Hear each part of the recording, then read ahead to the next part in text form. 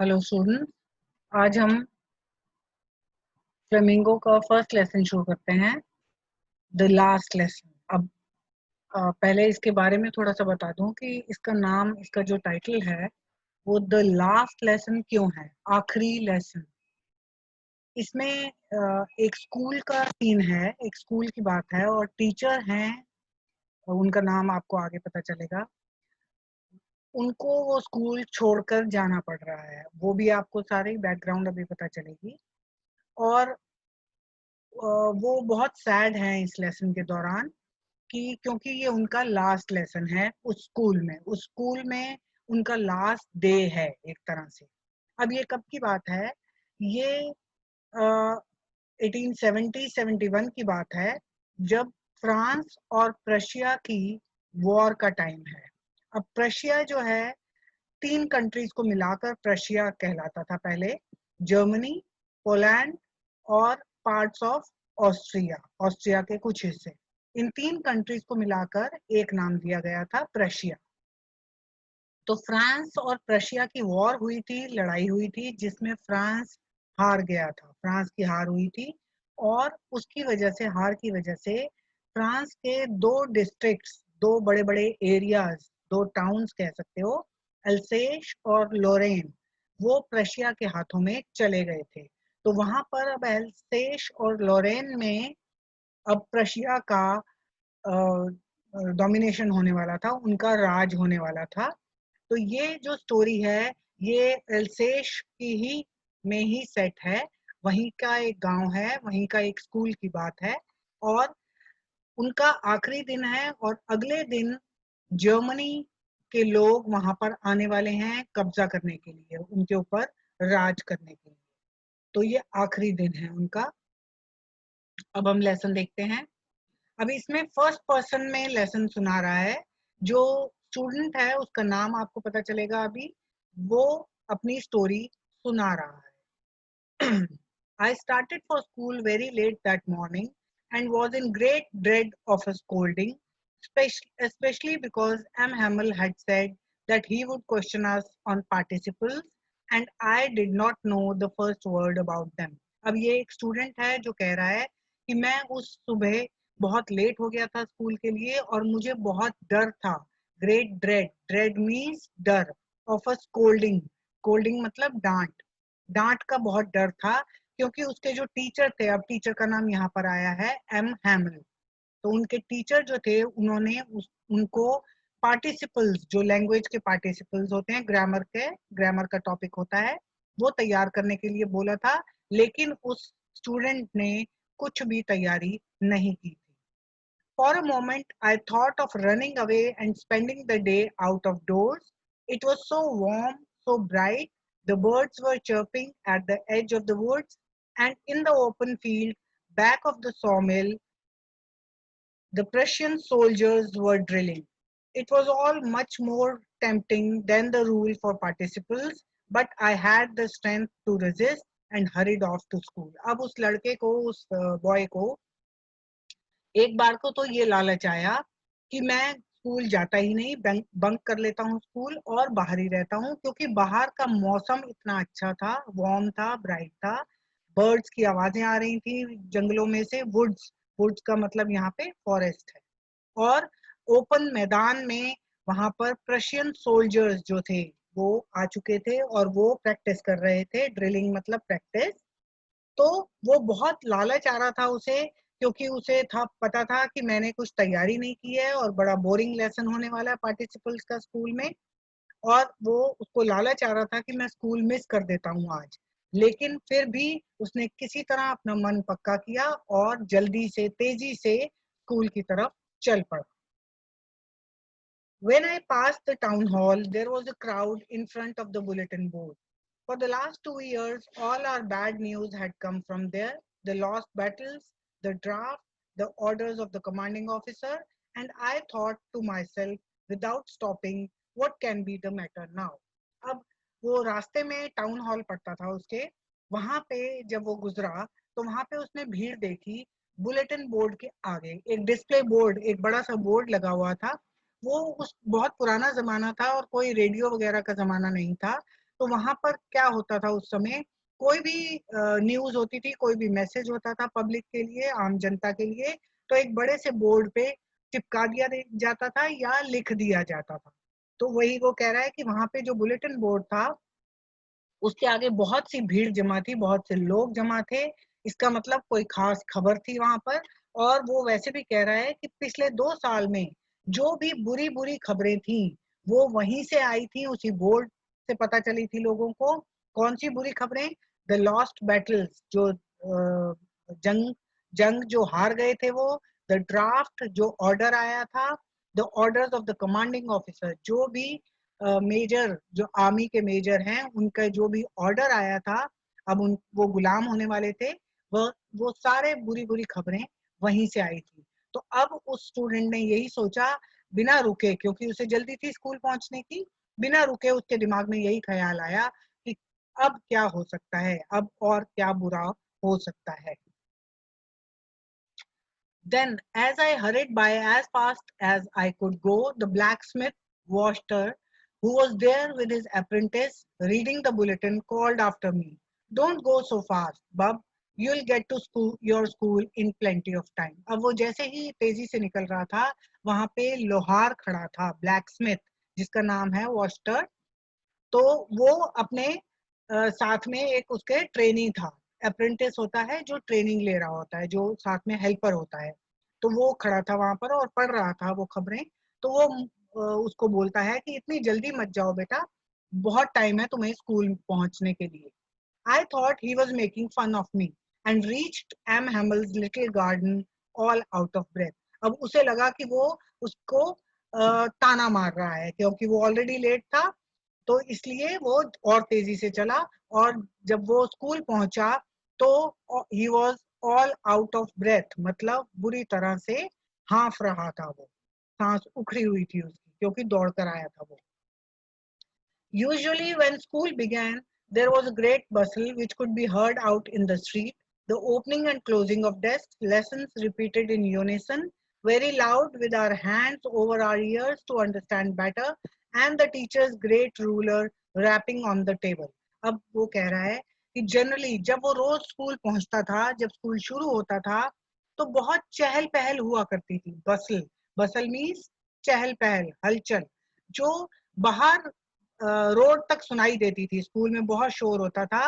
और किस चीज का शोर होता था? Opening and closing of desk, desk के ड्रॉर खुल रहे हैं, बंद हो रहे हैं, बच्चे मिलके लेसन को इकट्ठे रिपीट कर रहे हैं बहुत जोर से। उसके बाद कानों पर हाथ रखकर और भी तेज बोला करते थे बच्चे।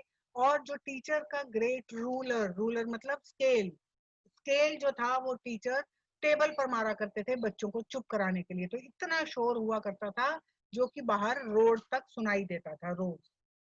But now it was also still, लेकिन उस दिन, उस सुबह जब वो स्कूल पहुंचा तो सब कुछ बिल्कुल शांत था। I had counted on the commotion to get to my desk without being seen, but of course, that day everything had to be as quiet as Sunday morning. अब उसने क्या सोचा था कि जो हलचल हो रही होगी, कमोशन, कमोशन मीन्स कंफ्यूजन, भगदड़, जो भगदड़ हो रही होगी बच्चों की, उसी में, क्योंकि वो लेट था, तो उसने सोचा था जो भगदड़ हो रही होगी उसी में मैं चुपके से घुस जाऊंगा क्लास में और अपनी डेस्क पर जाकर बैठ जाऊंगा, टीचर को पता नहीं चलेगा कि मैं लेट हूं। लेकिन उस दिन ऐसा शांत था स्कूल जैसे वो संडे का दिन हो, जैसे वो छुट्टी का दिन हो। Through the window, I saw my classmates already in their places, and M. Hamill walking up and down with his terrible iron ruler under his arm. अब उसने विंडो घुसने से पहले विंडो में से उसने देखा कि सारे उसके जो दोस्त थे, सारे जो क्लासमेट्स थे, वो पहले से ही अपनी अपनी सीट पर बैठे हुए थे। और एम हैमल जो टीचर थे, वो क्लास में घूम रहे थे अपना लोहे का स्केल अपने हाथ में पकड़कर। I had to open the door and go in before everybody. You can imagine how I blushed and how frightened I was. अब उसके लिए मुसीबत हो गई, क्योंकि सब चुपचाप बैठे हुए थे, तो उसे दरवाजा खोलकर सबके सामने ही क्लास में एंटर करना पड़ा। अब वो कह रहा है कि आप सब इमेजिन कर सकते हो कितनी शर्म आई मुझे। ब्लश्ड मीन्स शर्म आना, एम्बैरेस्ड, कितनी शर्म आई। And how frightened, frightened means डरा हुआ, और कितना डर लगा मुझे इस तरह से क्लास में घुसने में। But nothing happened. M. Hamill saw me and said very kindly, "Go to your place quickly, little Franz. We were beginning without you."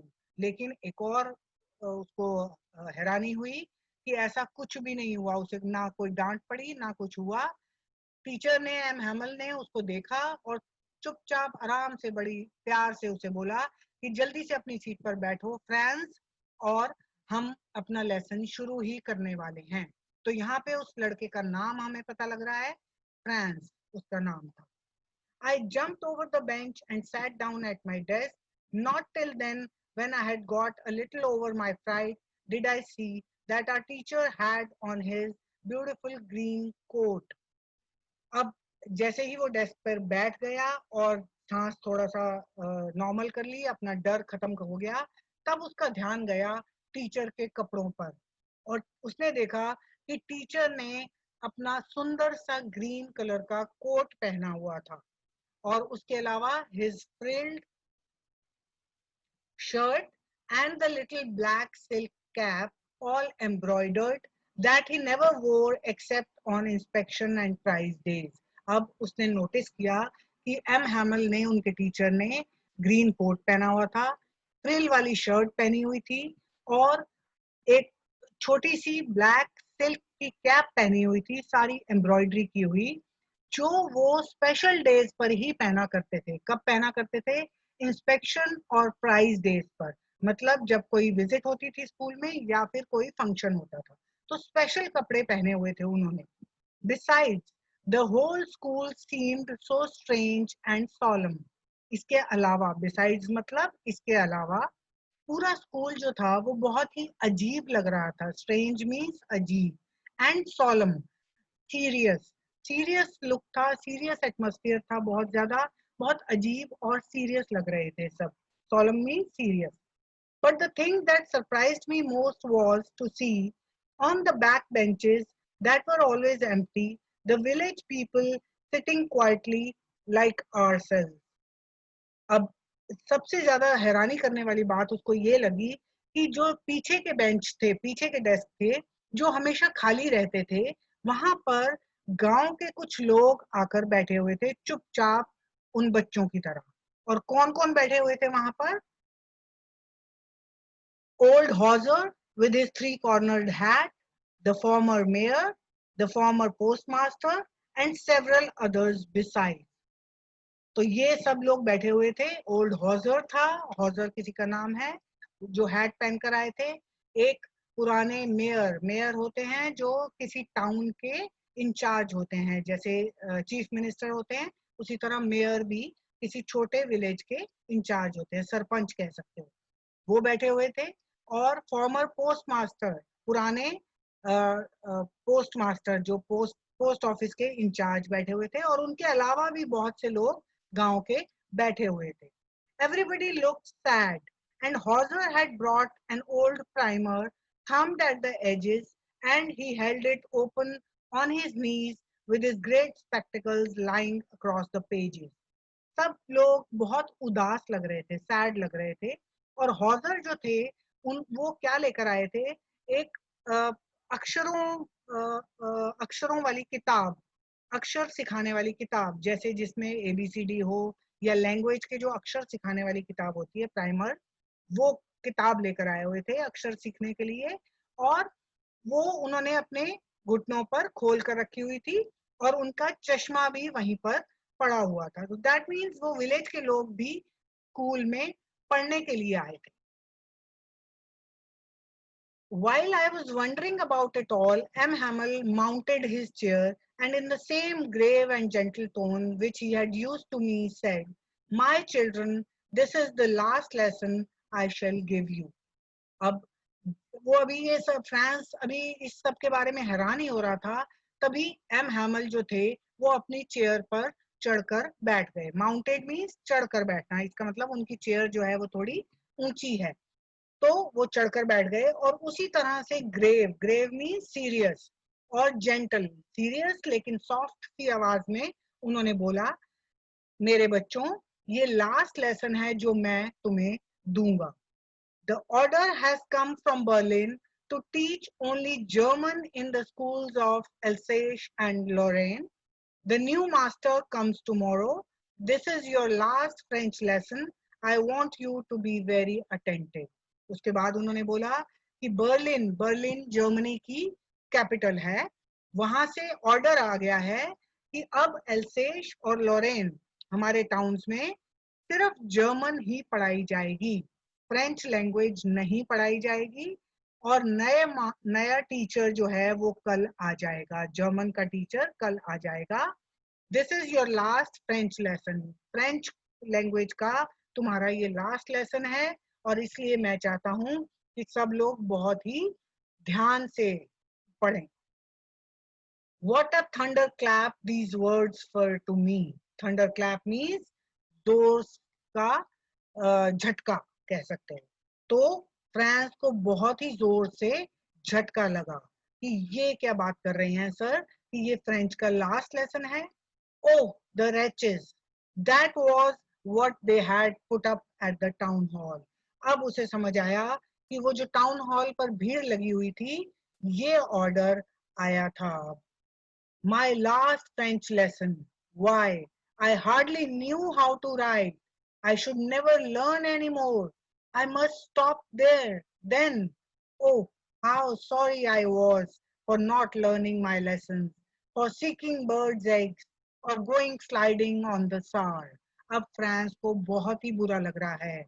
उसे एकदम से बहुत ही हैरानी हो रही है, शॉक में है वो कि ये मेरा लास्ट फ्रेंच लेसन होगा, मेरी लैंग्वेज का लास्ट लेसन है.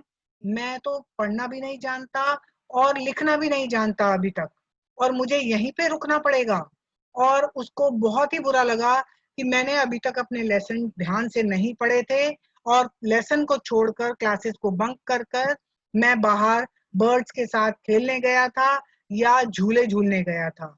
तो ये मैंने गलत किया. My books that had seemed such a nuisance a while ago. Nuisance means pareshani, problem. A while ago, so heavy to carry. My grammar and my history of the saints were old friends now that I could not give up.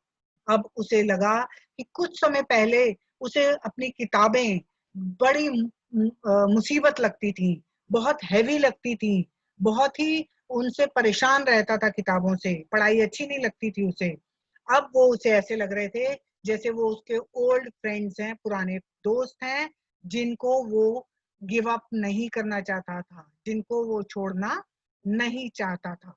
ये हम इस तरह से imagine कर सकते हैं कि अगर हम सोचें, भगवान ना करे, कि हमारी कंट्री पर किसी और देश का राज हो जाए और हमें सडनली कह दिया जाए कि आज तुम्हारी मातृभाषा का, हिंदी का आखिरी दिन है और अब कल से हिंदी नहीं पढ़ाई जाएगी.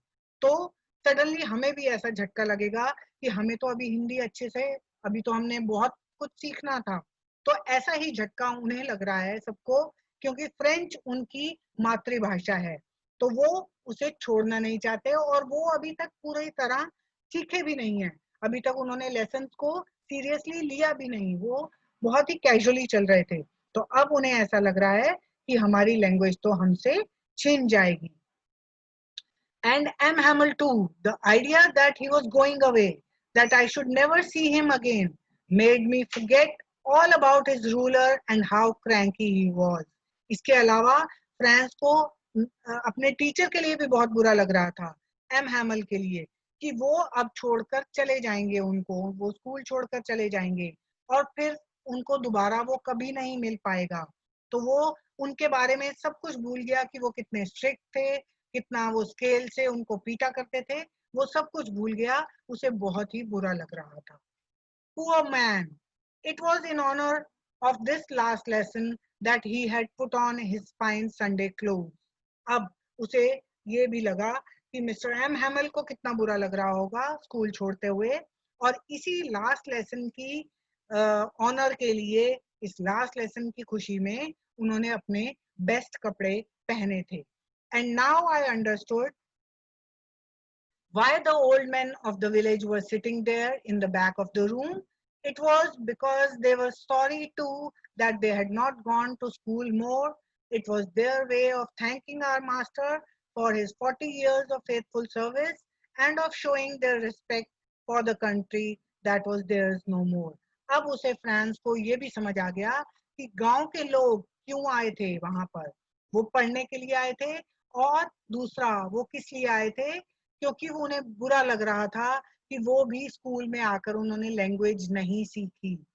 उसके अलावा वो थैंक करने आए थे एम हैमल को for his 40 years of faithful service, क्योंकि वो 40 साल से मिस्टर एम हैमल वहां पर पढ़ा रहे थे। तो वो उनको थैंक करने आए थे और अपनी कंट्री के लिए रिस्पेक्ट शो करने आए थे, जो कंट्री अब उनकी नहीं रही थी। वो अगले दिन गुलाम होने वाले थे। While I was thinking of all this, I heard my name called. It was my turn to recite. What would I not have given to be able to say that dreadful rule for the participle all through, very loud and clear and without one mistake.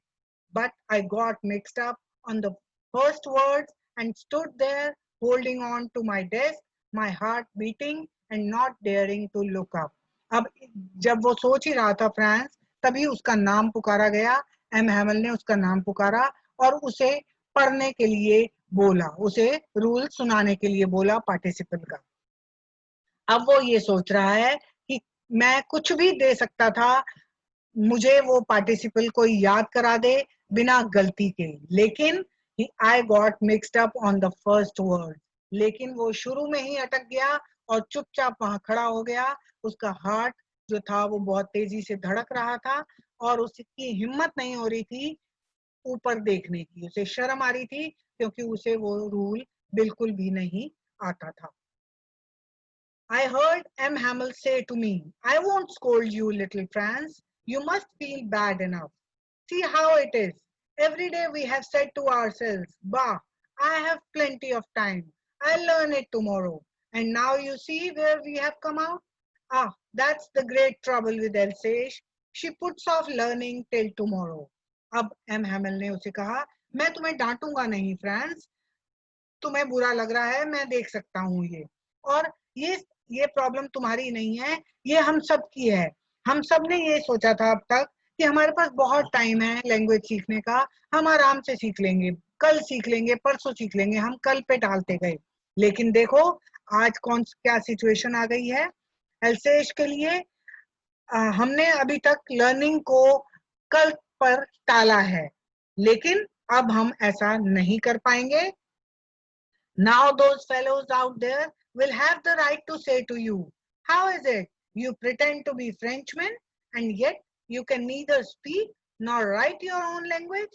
अब हमें वो जो Germans आएंगे, दूसरे देश के लोग आएंगे, वो हमें क्या कहेंगे, हमें ताना मारेंगे कि तुम अपने आप को फ्रेंच के लोग कहते हो, फ्रेंच के निवासी कहते हो, लेकिन फिर भी ना तुम्हें अपनी लैंग्वेज बोलनी आती है और ना ही तुम्हें लिखनी आती है। But you are not the worst, poor little Franz. We have all a great deal to reproach ourselves with. अब एम हैमल कह रहे हैं, लेकिन फ्रांस तुम ही सबसे खराब नहीं हो, हम सबको इस चीज का दोष जाता है। reproach ourselves with का मतलब है ब्लेम देना, दोषारोपण, कि ये इसका दोष सिर्फ तुम्हारे ऊपर नहीं है, सिर्फ तुम्हारी गलती नहीं है, हम सबके ऊपर इसका दोष जाता है। अब कैसे वो दोष सबके ऊपर डाल रहे हैं वो अब बताएंगे। Your parents were not anxious enough to have you learn. They preferred to put you to work on a farm or at the mills so as to have a little more money. अब सबसे पहला दोष वो parents पर डाल रहे हैं, बच्चों के माता पिता पर, कि वो नहीं चाहते थे कि बच्चे उनके अच्छे से पढ़ें। उसके बजाय, स्कूल भेजने की बजाय, उन्होंने बच्चों को कहाँ भेजना ज्यादा अच्छा समझा, फार्म पर काम करने के लिए या फैक्ट्री में, मिल्स मतलब फैक्ट्री में काम करने के लिए, ताकि कुछ और पैसा कमा सके। And I have been to blame also. अब वो अपने ऊपर भी ब्लेम ले रहे हैं, अपने ऊपर भी दोष ले रहे हैं। कैसे? Have I not often sent you to water my flowers instead of learning your lessons? And when I wanted to go fishing, did I not just give you a holiday? अपने ऊपर कैसे दोष दे रहे हैं कि मैंने भी कई बार लेसन छोड़कर, क्लास छोड़कर तुम्हें पौधों को पानी डालने में भेज दिया, और उसके अलावा जब मेरा मन था फिशिंग जाने के लिए, मछली पकड़ने के लिए मेरा मन था घूमने का, तो मैंने तुम्हें छुट्टी दे दी थी। इस तरह से वो एम हैमल जो हैं वो अपने ऊपर भी ब्लेम लेते हैं और पेरेंट्स पर भी ब्लेम लेते हैं। अब यहाँ तक हमने पढ़ लिया। अब बाकी का लेसन मैं पार्ट 2 में रिकॉर्ड करके भेजूंगी। Thank you.